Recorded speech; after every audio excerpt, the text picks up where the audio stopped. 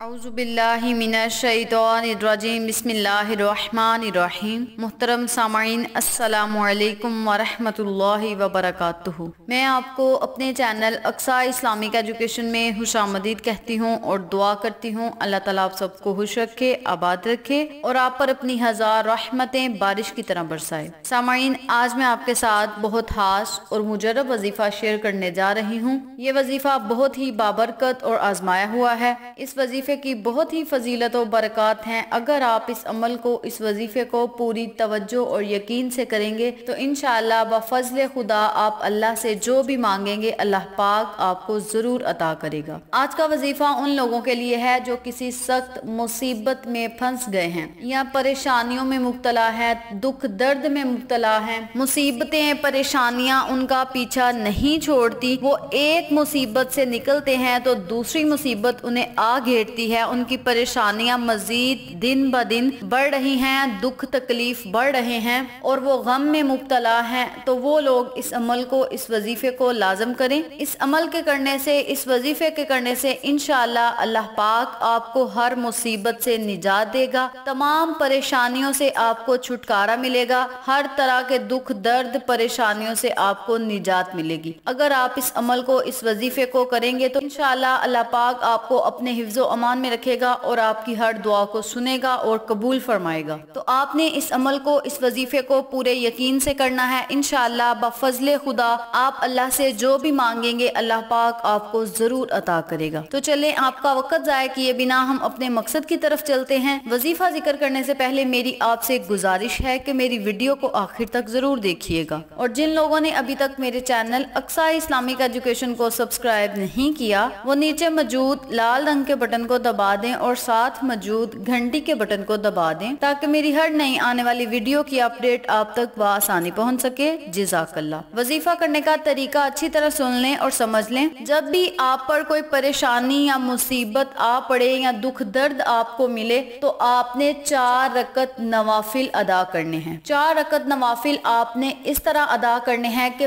پہلی رکعت میں آپ نے سورہ فاتحہ کے بعد 41 مرتبہ سورۃ اخلاص پڑھنی ہے، اور جب آپ 41 مرتبہ سورۃ اخلاص آپ پڑھ لیں تو پھر آپ نے رکوع سجود چلے جانا ہے۔ اسی طرح جب آپ نے دوسری رکعت ادا کرنی ہے تو سورہ فاتحہ کے بعد 31 مرتبہ آپ نے سورۃ اخلاص پڑھنی ہے۔ تیسری رکعت میں آپ نے 21 مرتبہ سورۃ اخلاص پڑھنی ہے، اور چوتھی رکعت میں آپ نے سورہ فاتحہ کے بعد 11 مرتبہ سورۃ اخلاص پڑھ کے سلام پھیر لینی ہے۔ جس ترتیب سے، جس طریقہ کار سے میں نے آپ کو نوافل پڑھنے کی ترتیب بتائی ہے، بالکل اسی ترتیب سے آپ نے 4 رکعت نوافل ایک ساتھ نیت کرنے ہیں اور ادا کرنے ہیں۔ پہلی رکعت میں سورہ فاتحہ کے بعد 41 مرتبہ سورۃ اخلاص پڑھنی ہے، دوسری رکعت میں آپ نے سورۃ اخلاص کو 31 مرتبہ پڑھنا ہے، تیسری رکعت میں آپ نے سورۃ اخلاص کو 21 مرتبہ پڑھنا ہے، اور چوتھی رکعت میں آپ نے سورۃ اخلاص کو 11 مرتبہ پڑھ کے سلام پھیر لینی ہے۔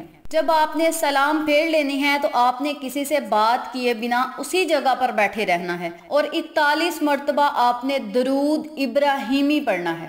درود ابراہیمی کی تعداد اگر آپ زیادہ کرنا چاہتے ہیں تو وہ آپ کی اپنی مرضی ہے، لیکن کم از کم آپ نے 41 مرتبہ درود ابراہیمی پڑھنا ہے۔ جب آپ 41 مرتبہ درود ابراہیمی پڑھ لیں تو پھر آپ نے سجدے کی حالت میں چلے جانا ہے۔ جس طرح ہم سجدہ کرتے ہیں آپ نے سجدے کی حالت میں اپنا سر رکھ لینا ہے، اور 100 مرتبہ آپ نے یا اللہ یا اللہ یا اللہ کا ورد کرنا ہے۔ جب آپ نے سجدے کی حالت میں چلے جانا ہے تو پھر آپ نے 100 مرتبہ اللہ کے نام کا ورد کرنا ہے۔ اول اور آخر آپ نے ایک مرتبہ درود پاک پڑھنا ہے۔ جب آپ 4 رکعت نوافل ادا کر لیں اسی جگہ بیٹھ کر آپ نے 41 مرتبہ درود پاک پڑھنا ہے۔ 41 مرتبہ جب درود شریف آپ پڑھ لیں تو سجدے کی حالت میں آپ نے چلے جانا ہے، اور 100 مرتبہ آپ نے یا اللہ کا ورد کرنا ہے۔ یا اللہ یہ 1 مرتبہ ہو گیا، یا اللہ یہ 2 مرتبہ ہو گیا۔ اسی ترتیب سے، اسی طریقہ کار سے آپ نے 100 مرتبہ اللہ अल्लाह के नाम का विर्द करना है।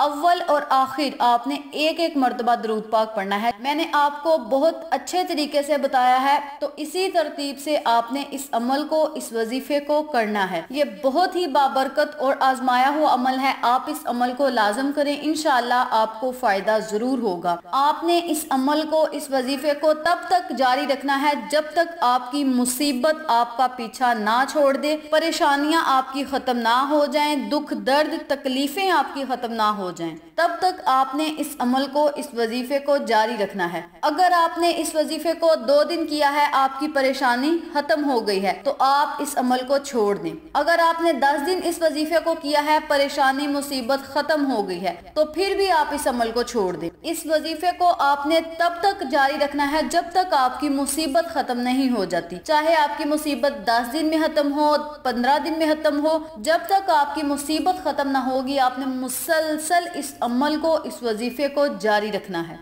परेशानी औलाद की भी हो सकती है, कारोबार की भी हो सकती है, नौकरी की भी हो सकती है, बैरून मुल्क जाने की भी हो सकती है। परेशानियां 1000 किस्म की होती हैं। तो किसी भी परेशानी से निजात पाने के लिए, परेशानी के हल के लिए आप इस अमल को, इस वजीफे को रोजाना करें, इंशाअल्लाह आपको फायदा जरूर होगा। जब आपने 4 रकअत नवाफिल अदा कर लेने हैं, तो फिर आपने अल्लाह से खुसूसी दुआ करनी है कि या अल्लाह, जिस तरह तू रात को दिन में और दिन को रात में बदलता है, इसी तरह मौला मेरी तमाम परेशानियों को आसानियों में बदल दे, तमाम मुसीबतों को आसानियों में बदल दे, नफरतों को मोहब्बत में बदल दे, गमों को खुशियों में बदल दे। या अल्लाह, जब मुश्किलात हद से बढ़ने लगे तो हमारे लिए आसानियां पैदा करना। या अल्लाह, जब मैं दुख दर्द में हूँ तो मेरा मरहम बन जाना, जब मैं मायूस हूँ तो मेरा भरोसा और यकीन बन जाना। या अल्लाह, जब मेरे अंदर मायूसी का अंधेरा छाने लगे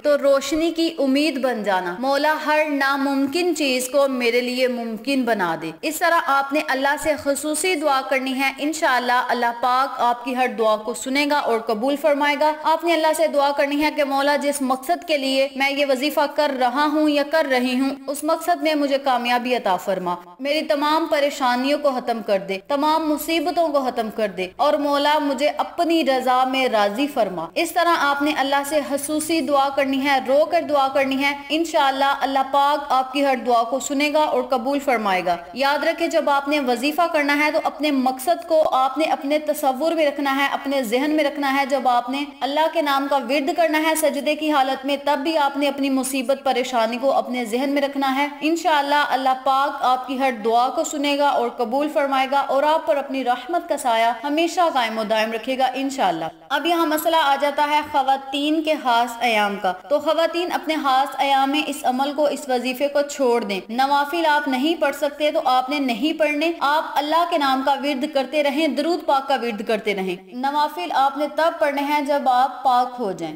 तो इसी तरतीब से आप इस अमल को, इस वजीफे को मुकम्मल कर सकते हैं। ये बहुत ही बाबरकत और आजमाया हुआ अमल है, कुरानी अमल है। आप इस अमल को लाजम करें, इंशाअल्लाह आपको फायदा जरूर होगा। तो ये थी कुरानी वजीफे को करने की फजीलत और बरकत, वजीफा और फवाइद जो मैंने आपके साथ शेयर किए हैं। उम्मीद करती हूँ आपको मेरी इन तमाम बातों और वज़ाइफ की अच्छी तरह समझ आ चुकी होगी। अगर आपको मेरी किसी बात की समझ ना आए तो आप कमेंट बॉक्स में पूछ सकते हैं, हम आपकी रहनुमाई जरूर करेंगे। इसके अलावा अगर आपको हमारी आज की वीडियो पसंद आए तो कमेंट बॉक्स में अपनी राय से जरूर आगाह कीजिएगा, इससे हमारी हौसला अफजाई होगी। आखिर में अल्लाह से दुआ है, अल्लाह इन तमाम बातों पर मुझे और आप तमाम सामाईन को अमल करने और दूसरों के साथ सदके की नियत से शेयर करने की तौफीक दे, पंजगाना नमाज पढ़ने की तौफीक दे, सिरात मुस्तकीम के रास्ते पे चलने की तौफीक दे, आमीन। अगर आपको हमारी वीडियो पसंद आए तो इसे लाइक करें, शेयर करें, हमारे चैनल को सब्सक्राइब करें और साथ मौजूद बेल आइकन को जरूर दबा दें ताकि मेरी हर नई आने वाली वीडियो की अपडेट आप तक बआसानी पहुंच सके। इंशाअल्लाह फिर किसी नए वजीफे या अच्छी मालूमात के साथ आपकी खिदमत में हाजिर होंगे। तब तक के लिए इजाजत दें। अस्सलामु अलैकुम व रहमतुल्लाहि व बरकातुहू।